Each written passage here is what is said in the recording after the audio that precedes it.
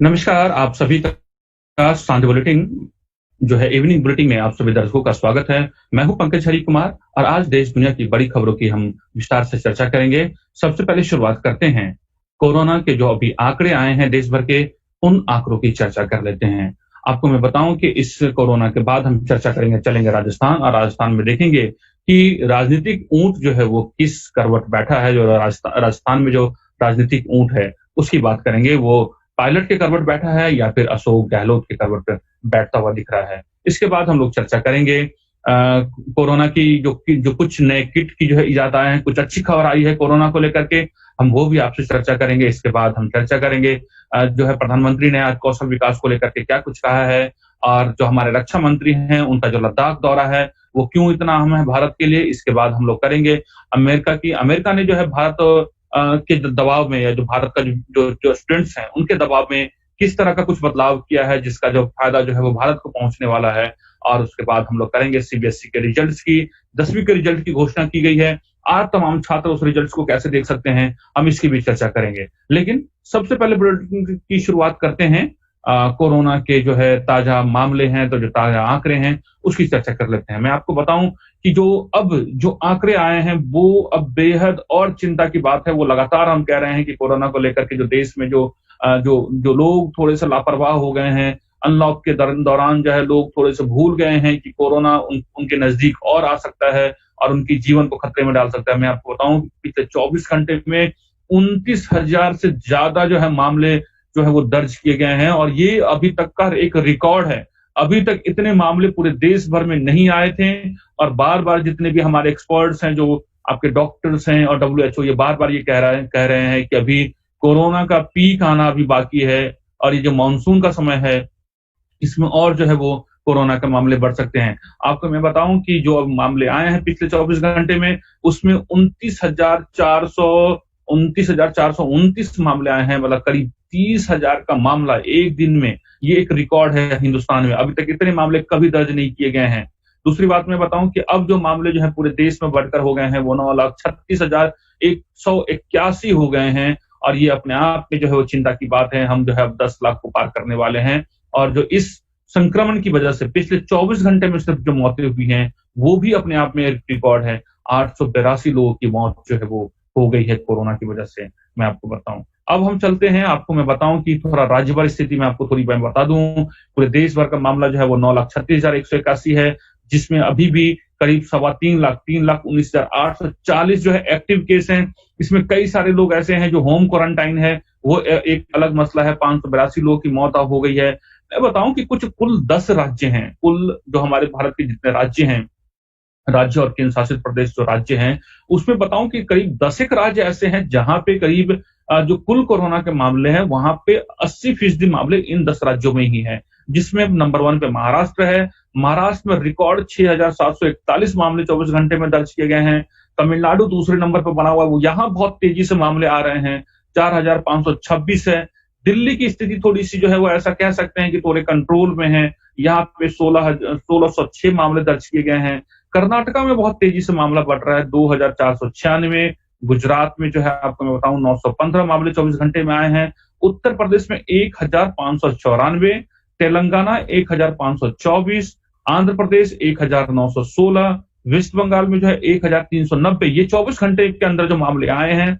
और मैं बताऊं उसके अलावा जो है बिहार में आपको देखें, लगातार बिहार में आपको 1,325 मामले आए हैं, और बिहार में जो अब आंकड़े हैं वो करीब 20,000 के आसपास जो है कोरोना संक्रमित के मामले आए हैं। मैं आपको बता दूं कि एक हफ्ते पहले जब हम खबर पढ़ रहे थे तो यह आंकड़ा 10,000 के आसपास से नीचे था। अब एक हफ्ते के बाद जो है वो करीब आंकड़ा जो है वो जस्ट डबल हो गया है कोरोना संक्रमित के जो मामले हैं, और मरने वालों की संख्या जो है वो बिहार में 14 तक पहुंच गई है। ये पूरा मामला है, पूरा एक तरीके से देखें ये पूरे देश भर की स्थिति है। असम में जो है आपको मैं बताऊं 1,001 मामले दर्ज किए गए हैं। तो कुल वो राज्य हैं, करीब 10-12 राज्य हैं जहां पे कुल संक्रमण जो भारत में है करीब 9.5 लाख के आसपास के, उसके 70-80% मामले इन राज्यों में ही है। अब बात कर लेते हैं, दूसरी तरफ बढ़ते हैं बिहार की। मैं बात बता लूं, बिहार में जिस तरीके से लगातार मामले अब बढ़ते जा रहे हैं, और जो हमारा ये जो वेब टीवी है, जो डिजिटल मीडिया प्लेटफ़ॉर्म है, ये लगातार हम आपको आगाह कर रहे हैं और बिहार में जो है आपको मैं बताऊँ कि लॉकडाउन जो है बिहार में 31 जुलाई तक जो है वो बढ़ा दिया गया है और ये 16 जुलाई से 31 जुलाई तक के लिए जो है वो अ, नीतीश सरकार ने जो है वो फैसला लिया है। इसमें ये बताया गया है कि लॉकडाउन में इस बार सभी जिला मुख्यालय, सब डिविजनल मुख्यालय, ब्लॉक मुख्यालय और नगर निकाय में यह प्रभावी होगा। हालाँकि ग्रामीण इलाकों को इस लॉकडाउन से बाहर रखा गया है। इसके साथ ही बिहार में प्लेन ट्रेन सेवा भी बाधित नहीं होगी, इस बात का ध्यान रखा गया है। उन्होंने जो है ये कहा है कि आपको जो जो बड़ी-बड़ी बातें हैं उसमें ये है कि आपको सोशल डिस्टेंसिंग का मेंटेन करना, मास्क पहनना है और जो भीड़-भाड़ वाले इलाके हैं उसपे प्रशासन जो है वो खास तौर पे जो है वो निगरानी बनाए रखे हैं। इसके बाद मैं बताऊँ कि एक अच्छी खबर है और वो कोरोना को लेकर के अच्छी खबर है। आपको मैं बताऊँ कि अब जो टेस्ट होता है वो बहुत ही लंबा इंतज़ार करना होता है। कई सारे जो लोग होते हैं उनको तमाम तरह की परेशानी का सामना करना पड़ता है।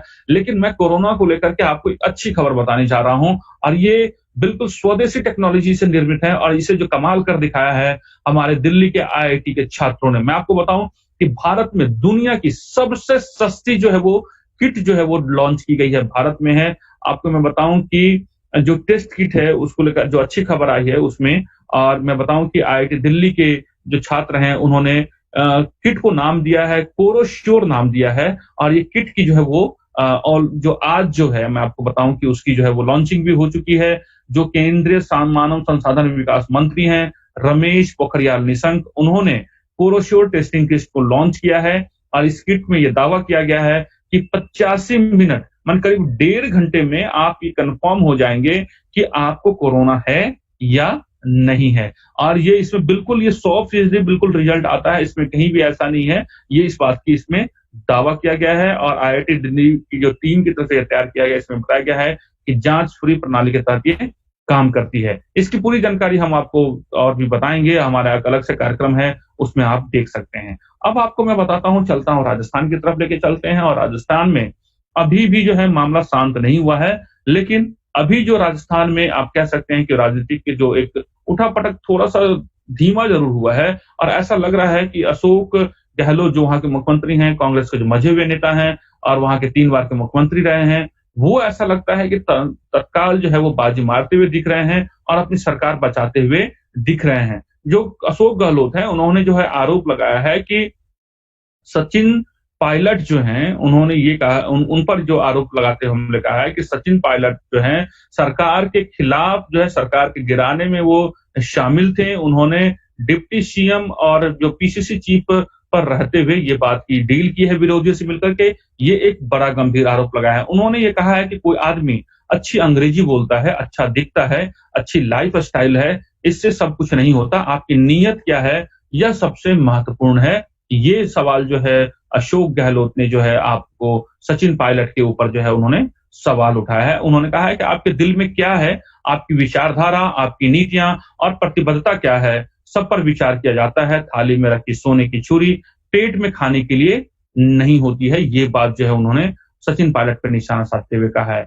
इधर क्या कुछ कह रहे हैं, इधर सचिन पायलट कह रहे हैं कि वो उनके खिलाफ जो है वो इस तरह से प्रचार फैलाया गया कि वो बीजेपी में जा सकते हैं, बीजेपी से मिले हुए हैं, उनके खिलाफ जो है वो गलत प्रचार किया गया है, ऐसा वो कभी बीजेपी में नहीं जाएँगे। और सचिन पायलट को लेकर के अब कांग्रेस जो है वो कह रही है कि उनके लिए रास्ता जो है वो खुला हुआ है, लेकिन अगर वो गलती स्वीकार कर ले और माफ़ी माँग ले, तो कांग्रेस में वो वापस आ सकते हैं। ये बात जो है वो कांग्रेस की तरफ से कही जा रही है और देखते हैं कि आगे आने वाले समय में क्या होता है। और आज बीजेपी की बैठक होने वाली थी जो है बदलते घटनाक्रम में, लेकिन वो भी जो है वो टल गई है। अब आपको लेके चलते हैं और खबर बताते हैं कि प्रधानमंत्री ने आज जो है विश्व युवा कौशल दिवस पर उन्होंने कुछ बात की है, देशवासियों को संबोधित किया है।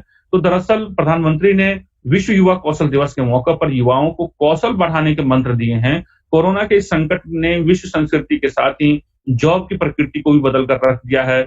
बदलती हुई नित्य नूतन तकनीकी ने भी उस पर प्रभाव पैदा किया है। पीएम मोदी ने अपने संबोधन में कहा है कि स्किल युवाओं की सबसे बड़ी ताकत है। पीएम मोदी ने विश्व युवा कौशल दिवस पर सभी नौजवानों को शुभकामनाएं संदेश देते हुए कहा कि आज का ये दिन आपकी स्किल को, आपके कौशल को समर्पित है। कई लोग मुझसे पूछते हैं कि आज के दौर में बिजनेस और बाजार इतने तेजी से बदलते हैं कि समझ में नहीं आता। प्रासंगिक कैसे रहा जाए कोरोना के इस समय में, तो ये सवाल और भी अहम हो गया है। मैं इसका एक ही जवाब दे सकता हूँ कि प्रासंगिक बने रहने का मंत्र है स्किल, रीस्किल और अप स्किल। ये बात जो है प्रधानमंत्री ने आज देशवासियों को संबोधित करते हुए उन्होंने ये बात कही है। और आज की बात मैं बताऊं कि आपको जो हमारे रक्षा मंत्री हैं, रक्षा मंत्री लद्दाख के दौरे पे हैं और चीन संग सीमा विवाद के बाद ये दौरा जो है वो काफ़ी अहम हो जाता है। मैं आपको बताऊँ कि जो राजनाथ सिंह हैं, वो लाइन ऑफ एक्चुअल कंट्रोल यानी कि एलएसी पे का दौरा करेंगे और 2 दिन के दौरे पर राजनाथ सिंह जम्मू कश्मीर और लद्दाख जाएँगे, जहाँ पर वो एलएसी के साथ-साथ एलओसी पर भी जाएँगे और रक्षा मंत्री के साथ चीफ जनरल, जो आर्मी चीफ जनरल हैं, मनोज मुकुंद नरवणे भी साथ होंगे।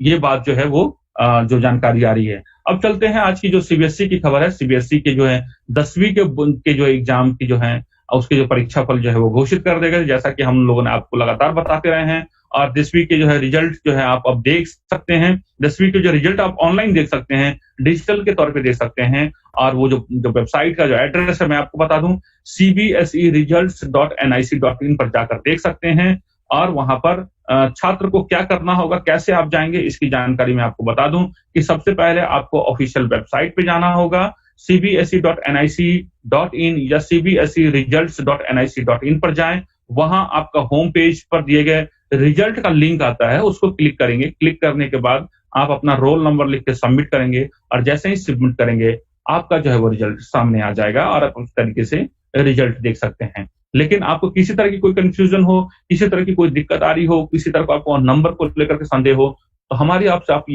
जितने भी छात्र हैं या जो पेरेंट्स हैं, उससे अपील है बिल्कुल भी ना घबराएं। आप थोड़ा-सा सब्र रखें और ज़रूर जो है आप देखें कि हो सकता है कि कोई तकनीकी जो है खामियाँ भी हो सकती हैं। तो वैसे छात्र जो सफल हुए हैं उनको बधाई, और जो लोग थोड़े से मायूस हैं वो ज़रूर जो है वो आधिकारिक पोर्टल पे जाकर के अपनी बात रख सकते हैं और उनके पास जो है उनकी बात जो है वो सही प्लेटफ़ॉर्म पे सुनी जाएगी। अब बात कर लेते हैं आज की जो अंतिम खबर है, और वो अंतिम खबर जो है वो अमेरिका और भारत से जुड़ी हुई है। मैं आपको बताऊं कि एक खुशखबरी है। अमेरिका प्रशासन जो है वो ट्रंप है, आखिरकार उनको झुकना पड़ा है। उनको जो है उन भारतीय छात्रों की बात माननी पड़ी है जिनको लेकर के अमेरिकी प्रशासन ने जो है वो एक तरीके से प्रतिबंध लगा दिया था। आपको मैं बताऊं कि अमेरिका ने विदेशी छात्रों को राहत देते हुए यह आदेश वापस ले लिया है, जिसमें कहा गया था कि ऑनलाइन क्लास लेने वाले छात्रों को उनके देश वापस जाना होगा। अमेरिकी इमिग्रेशन और कस्टम विभाग ने यह जानकारी दी है। ट्रंप प्रशासन के इस फैसले से भारत स्टूडेंट सहित बड़ी संख्या में छात्रों को राहत मिली है। दरअसल पिछले हफ्ते इमिग्रेशन और कस्टम विभाग ने यह घोषणा की थी कि नॉन इमिग्रेंट F1 और M1 छात्र जिनकी कक्षाएं पूरी तरह से ऑनलाइन हो रही है, उन्हें अब देश में रहने की इजाजत नहीं होगी। ऐसे जो भी स्टूडेंट्स अमेरिका में हैं, उन्हें वापस अपने देश जाना होगा या ऐसे स्कूल में दाखिला लेना होगा जहां ऑफलाइन कक्षाएं संचालित की जा रही है, अन्यथा उनके खिलाफ कार्रवाई की जाएगी। ये बात जो है वो ट्रंप प्रशासन ने कही थी।